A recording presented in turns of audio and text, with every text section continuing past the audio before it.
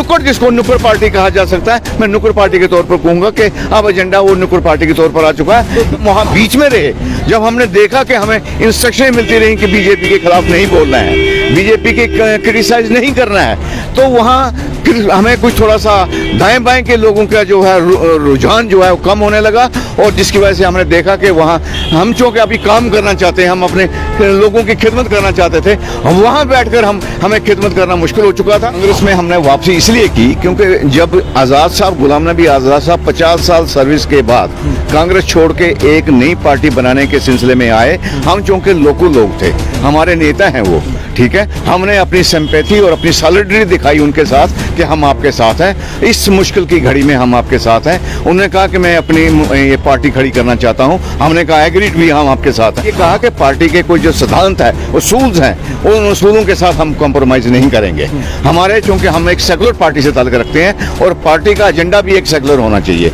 मगर जब हम चूंकि उस पार्टी को बनाने में मैंने अपने खून पसीने की ईंटें जिसको कहते हैं गारे और सीमेंट से जोड़ी हुई हैं, उस डीएपी को बनाने में हमने उतना रोल अदा किया हुआ है। पहले हम खड़ा करना चाहते थे कि अगर कांग्रेस रह गई थी नेशनल लेवल पर, तो हम आजाद साहब की क़यादत में बीजेपी को हराने के लिए, बीजेपी को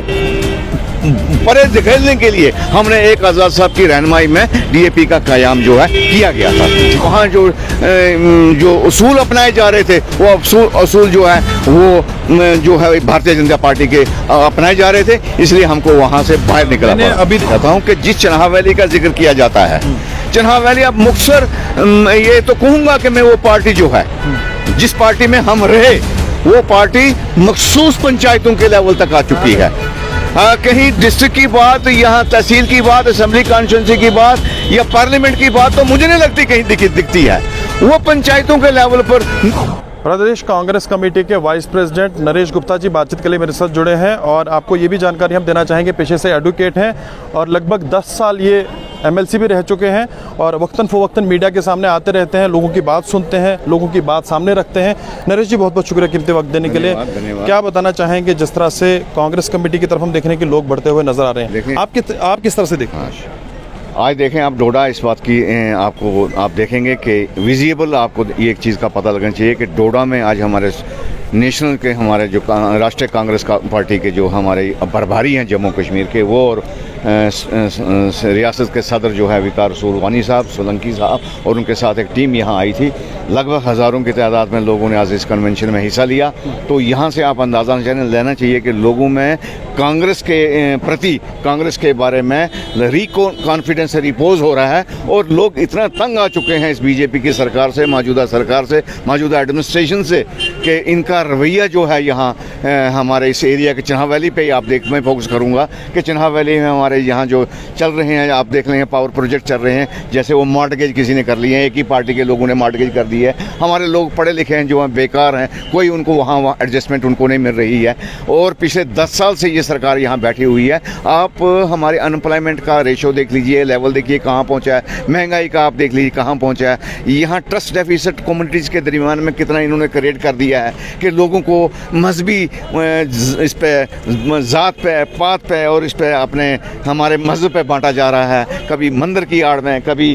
किसी शमशान घाट की आड़ में, कभी उसकी आड़ में। इम्पोर्टेंट है, डेमोक्रेटिक प्रोग्रेसिव आज़ाद पार्टी आपने ज्वाइन की थी जब आज़ाद साहब ने नई पार्टी अपनी बनाई थी। जी।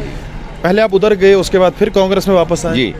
कांग्रेस में हमने वापसी इसलिए की क्योंकि जब आज़ाद साहब, गुलाम नबी आज़ाद साहब 50 साल सर्विस के बाद कांग्रेस छोड़ के एक नई पार्टी बनाने के सिलसिले में आए, हम चूँकि लोकल लोग थे, हमारे नेता हैं वो, ठीक है, हमने अपनी सिंपैथी और अपनी सॉलिडरिटी दिखाई उनके साथ कि हम आपके साथ हैं, इस मुश्किल की घड़ी में हम आपके साथ हैं। उन्होंने कहा कि मैं अपनी ये पार्टी खड़ी करना चाहता हूँ, हमने कहा एग्रीड भी, हम आपके साथ हैं, मगर हमने ये कहा कि पार्टी के कोई जो सिद्धांत है, उसूल्स हैं, उन उसूलों के साथ हम कॉम्प्रोमाइज़ नहीं करेंगे। हमारे चूंकि हम एक सेकुलर पार्टी से ताल्लुक रखते हैं और पार्टी का एजेंडा भी एक सेकुलर होना चाहिए, मगर जब हम चूंकि उस पार्टी को बनाने में मैंने अपने खून पसीने की ईंटें जिसको कहते हैं गारे और सीमेंट से जोड़ी हुई हैं, उस डीएपी को बनाने में हमने उतना रोल अदा किया हुआ है। तो ठीक है, पीछे क्यों हटना पड़ा? पीछे हटना इसलिए पड़ा क्योंकि जो सिद्धांत और उसूल लेकर पार्टी आई थी वो वहां नहीं देखे गए। ठीक है, हमारा ये था खोखले वादे हमारा मैं ये कहूंगा कि जो सिद्धांत हम लेके थे कि जम्मू कश्मीर में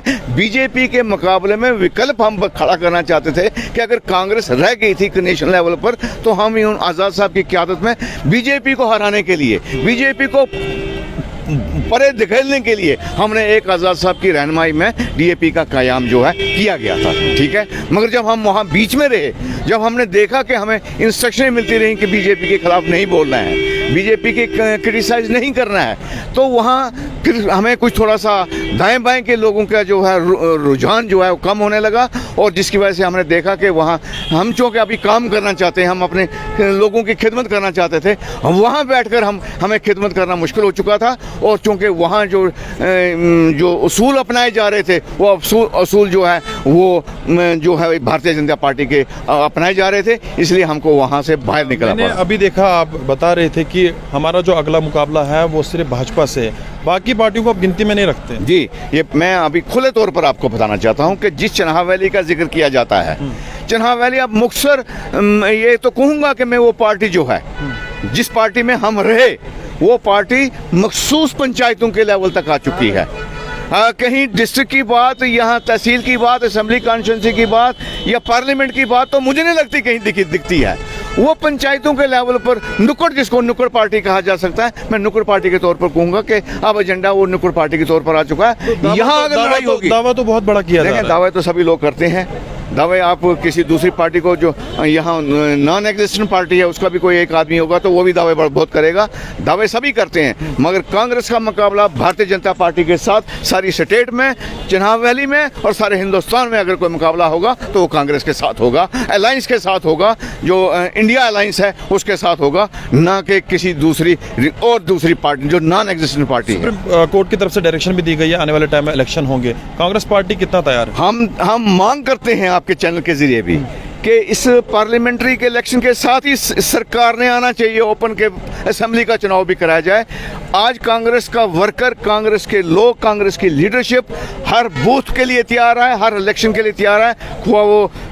पंचायत का लेवल का हो, अर्बन लोकल बॉडीज़ का हो, असेंबली का हो और पार्लियामेंट का हो, हमारी पार्टी बिल्कुल तैयार है। मैं भी जम्मू पार्लियामेंट्री कॉन्स्टिट्यूंसी का ऑब्जर्वर तैनात हुआ हूँ, मैंने भी जम्मू में मीटिंगें की, कल मैं रियासी में था, वहाँ भी हम करके आए। लोगों का रुझान जो कांग्रेस की तरफ बढ़ रहा है, राहुल गांधी की न्याय यात्रा जो चल रही है उसकी तरफ बढ़ रहा है, जो हम इंसाफ मांग रहे हैं, क्योंकि यहाँ इंसाफ की कोई, इस सरकार से, मौजूदा सरकार से इंसाफ की कोई तवक्को जो है। आखिर में बताना चाहूँगा, भद्रवाह के रहने वाले, भद्रवाह के बहुत सारे लोग ये भी बताते हैं कि नरेश गुप्ता जी ने बहुत कम काम किए भद्रवाह के अंदर, क्या ये सच्चाई इसमें है? देखें, ये तो लोगों से पूछिए आप।